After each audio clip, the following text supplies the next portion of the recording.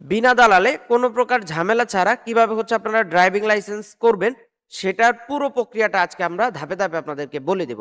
আপনারা আমাদের আজকের এই ভিডিওটা ফলো করলে আপনারা নিজেরাই আবেদন করতে পারবেন, নিজেরাই লার্নার কার্ড করতে পারবেন, নিজেরা হচ্ছে আপনাদের ড্রাইভিং লাইসেন্সের সম্পূর্ণ আবেদন প্রক্রিয়া শেষ করতে পারবেন। এবং আমাদের এই পর্যায়ক্রমে কয়েকটা ভিডিও আসবে, যে ভিডিওগুলোতে আমরা আপনাদেরকে বলে দিব কিভাবে, কিভাবে হচ্ছে আপনারা এই ড্রাইভিং লাইসেন্সের প্রক্রিয়াগুলো সম্পাদন করবেন।